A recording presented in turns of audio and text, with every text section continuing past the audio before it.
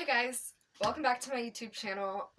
So it has been a minute since my last post, and yes, if you guys don't follow me on anything else, you may notice that my hair is very different. I actually had a video of myself shaving my dreads off and stuff, but it was on my other phone, which I lost.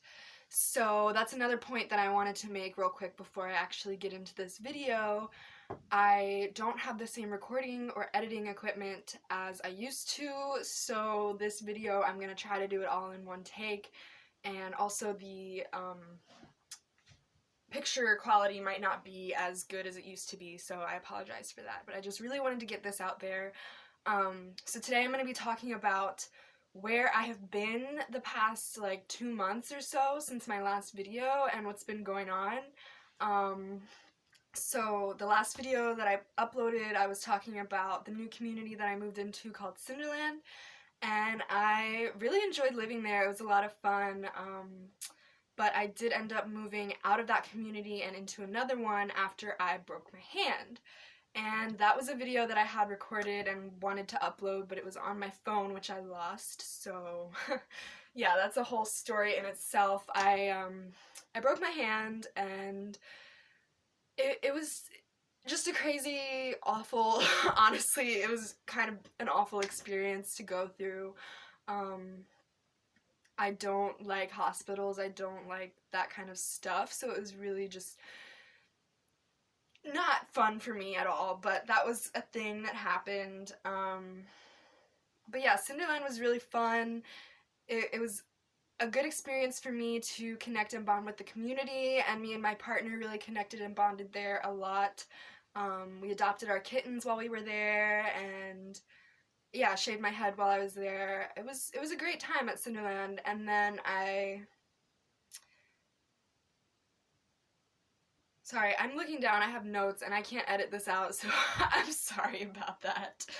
I moved into this community called Uncle Wits, and yeah, during that time, initially I was kind of in like a low state mentally because I had just broken my hand and I was like kind of low on self-confidence and self-esteem. I couldn't really like help out on the land. I couldn't really like paint or draw or journal like I used to, and that was really kind of discouraging. And so I definitely like slipped into a down downward spiral, honestly, for a little bit, and then a few of my friends started moving into that community, which kind of brought me up a little bit, and this is where it kind of got out of hand. I don't know why or how, but you know, I started to really take charge for myself, and that was good for a while. It was really good. I was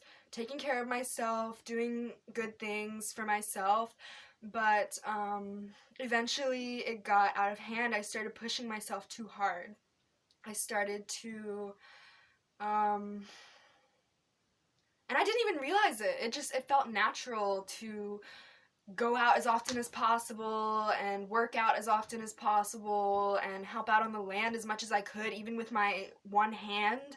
You know, doing things while my right hand was still broken, and just because I wanted to have that sense of purpose again after being in such a down place for a little while. And part of that, I think, was due to the opioids that they prescribed me for pain from my broken hand. So I'm not going to get into that too much in this video, but that's definitely something that I recognize.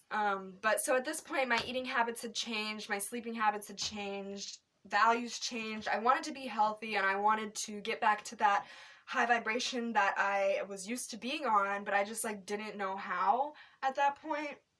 So I was just basically pushing myself too hard, taking every opportunity to do everything that I could, and I ended up spiraling upwards, which I didn't realize at the time could be a bad thing. And this is where I realized that, well, I don't want to start that right now. But yeah, so I was spiraling upwards, and it felt like I was just like constantly receiving downloads, and I was just constantly spewing information out, especially on social media. I don't know if any of you guys like were following me at that time, like know what I was tweeting and stuff, because it was kind of ridiculous, and looking back it's like, whoa, like cringe city for me anyway. But I really thought I was onto something, you know, like I really thought that I was like tapped in, and I think I was tapped in, but it was just too much. It was too much. I wasn't taking breaks, I wasn't sleeping properly, I wasn't eating properly, and yeah, I felt like I had a message to share that nobody else was able to understand, and all I could focus on was creative expression, mind expansion, and documenting all of that. I thought so many things were happening that weren't actually happening. I thought I was communicating with influencers and big name people and higher intelligences and that they were communicating with me. Yeah, it was ridiculous. I basically thought that I was on like a Star Trek mission, and that my awareness was holding the universe together. Um, it got really out of hand, basically, is what I'm trying to say. I went into a head trip because of the fact that I was losing sleep. I was basically like hallucinating and making up things in my brain, and all of this is because of bipolar. And I can't remember if I am bipolar 1 or 2. It's so I don't want to say that right now. But I had a bipolar manic episode. So basically what I was experiencing was mania, like pure mania, and it was scary. It was so scary. I did not know how to handle myself, and the people around me didn't know how to handle me either, because I didn't tell them that bipolar disorder runs in my family. I didn't know to tell them because I'm only 19 and I had never ever had an experience like that before. So, you know, like, why mention that? But that's what happened, and for a while, like for a few days at least, I don't really remember what I was doing, where I was, but I know that I was safe because I know that the people around me, they've told me that I was, you know, they were keeping me safe, and for a few days, they sent me to this mental health clinic in Hawaii, called the Hale Ha'ola, which means House of Healing, and I was there for like a week or something, and the first like 3 days or so I don't remember at all, which is super scary. I'm still like pretty traumatized by the whole thing.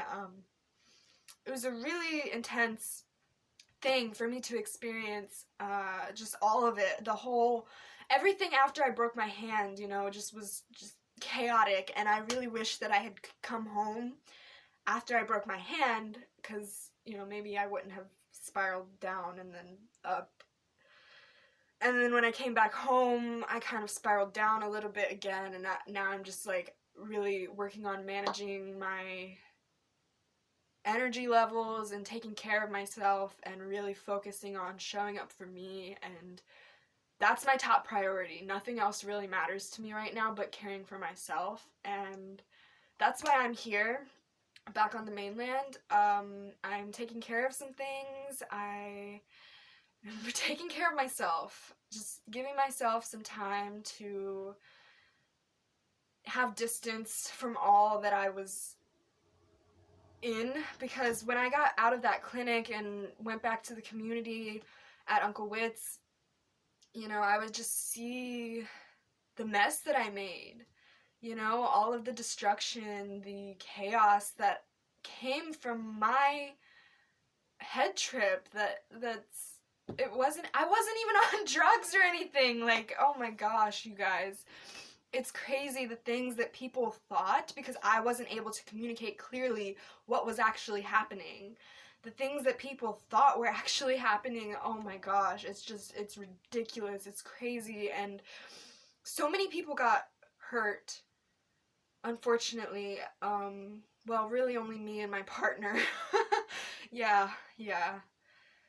The the reason for that is because when I was in that state of mind, a lot of decisions had to be made for me, and I wasn't able to say what I actually wanted, and I wasn't able to, speak the truth of the situation because people were assuming things, and that was really not good for us, for the community, for me and my partner. And yeah, I lost my $600 phone that I had just purchased like a few months beforehand, and all the footage and recordings and pictures and everything that I had on that phone is just completely gone. And I used to record and edit and upload my videos on that device, and so now I have this cheap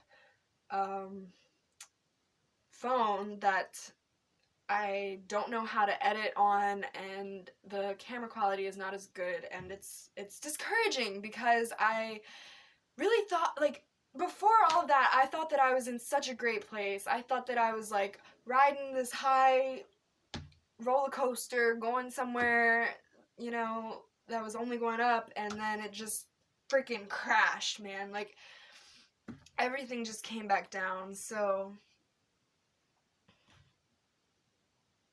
yeah, basically after that, all my stability and routine had just been completely destroyed. I didn't even have my own cabin space anymore. I didn't even have my partner. Like, it was ridiculous. It was just ridiculous how my life just completely flipped. Like, completely flipped.